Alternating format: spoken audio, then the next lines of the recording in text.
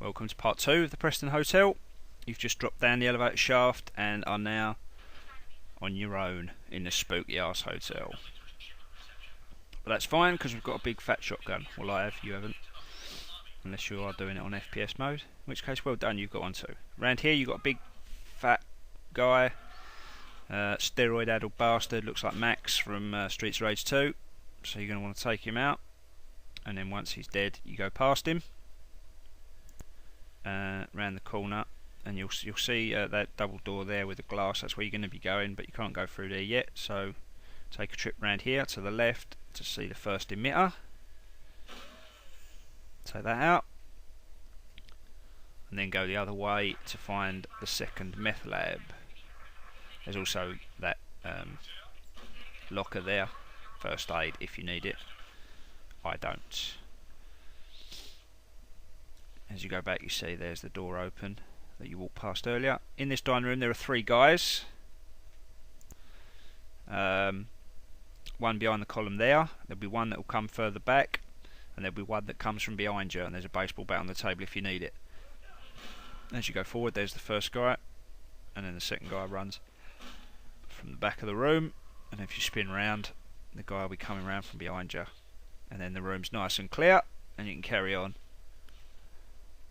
Up onto the stage of the dining room and through the door. And there's just a little checkpoint so you know where you're meant to be. We go through the door. As you go around the corner here, you'll see some double doors to the outside. That's where we're going. Outside there are a crap load of bums. I mentioned Streets of Rage 2 before, and it's pretty much Streets of Rage out here. There's a shotgun there on the stairs, and there's also a locker that I walked completely past because I'm a dick. But I'll go back and show you because I do remember just before I go up there. It also has another gun in it and some first aid kits, so once you've run out of the shotgun you can come back and get that one, because believe me, you'll need it. Because up here you have 3 guys with guns. One has a shotgun, one has a pistol, and one has like an Ingram M10 type weapon. You're going to want to take the shotgun guy out sharpish. What you can do, I mean I didn't because I've got infinite ammo in a shotgun, but what you can do is let them beat on each other for as long as they will, because they will pound on each other for a bit first, and then once enough of them have killed each other, then you can climb the stairs and finish off the rest. In any case, when you're done, guy drops from the body. There is a emitter right above the door. You want to take that out. There's bricks to the left if you need them. Now, as you go through the door, you'll get another quick time response, so be ready.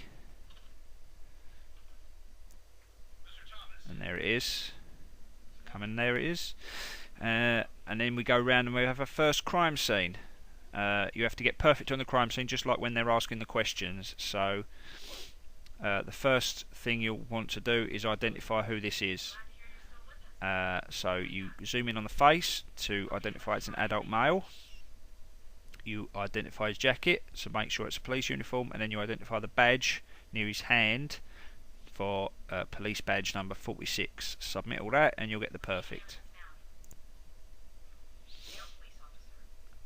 Then we have to do cause of death, and you can see the big hole in his back, so he's obviously been shot.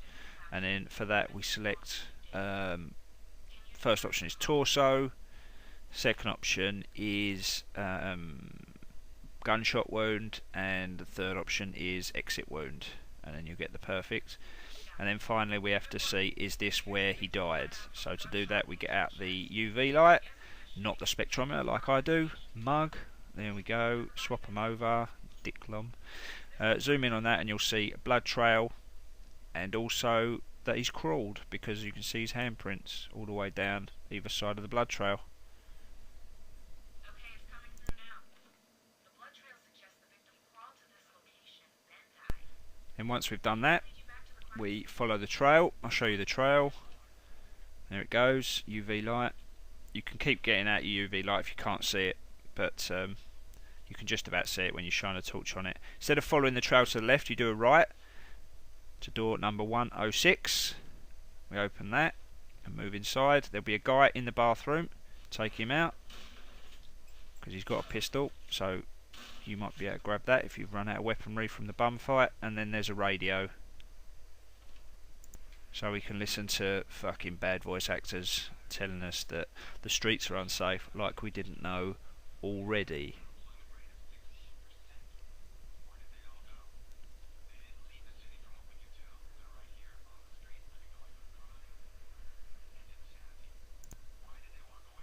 And eventually they'll stop talking. Yawn, yawn, sun, moon, sun, moon, sun, moon. There's a first aid kit next to the radio if you need it.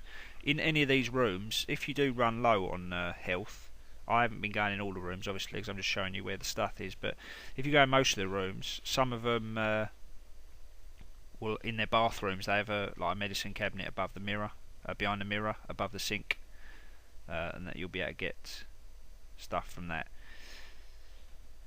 Go through here, and there'll be a guy that will come out from that corner. I forgot he was going to come out because I saw the other geezer getting up, and I got a bit anticipated. But he is round at this corner as you come through that broken bit of wall. So we carry on going into the next room, and then out of the door of the next room and into the corridor again, following the blood trail. And then we keep following the blood trail. The blood trail turns off to the left here, but we want to carry on straight on and go through the big open hole in the wall. There's one of those mirrors I was telling you about above the thing. There's a couple of guys here.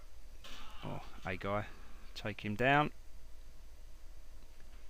And then move through the back of the room to find another emitter up on the wall there. Once you've got that, you can go back out into the corridor. And then you carry on going away from the blood trail, and you'll see a plain wall. Now a guy is going to run out of those. It's going to be one of those Max from Streets of Rage 2 guys. Take him down, and then go into the room to find another television where we can watch that stupid bitch chat about the riots. Yawn, yawn, yawn. She's like a cross between Princess Di and fucking Tasha Yar from Star Trek Next Generation, except with a shit voice. I never understand it. Never understand it. You get all this game right and then you employ some fucking divvy bitch to fucking do really horrific voice acting over the top. This guy's not got a bad voice, this guy, but he is annoying. And I just don't like him, and I wish we could meet him, and he was one of the people that was strung up and had his guts hanging out and shit. That would have been kind of sick, but also kind of awesome. Anyway, we go back to the blood trail now. Once you've done that television, all the way back to the blood trail, and where it arcs off. And there it goes, and we follow it again. Keep on going, and there is a crazy naked guy at the end of the corridor. Take him out before he takes you out. There's a radio on the left doing police frequency crap, but you don't need any of that. You just go through the door with a glass window, and we've got another study evidence thing. And to get perfect on this, there's only two options. One of them is outward splatter. As you can see, it's obviously outward splatter, and it obviously means that he fell from above. And there's a big hole in the ceiling, just in case you... There you go, see? And then we go to the elevator, press the button, open up, and we're on our way to the end of part 2 of the rant. This is all automated, so you don't have to do anything. And you get up to a door, and there'll be a conversation between Norbed and your helper, and that is the end of part 2. See you in part 3.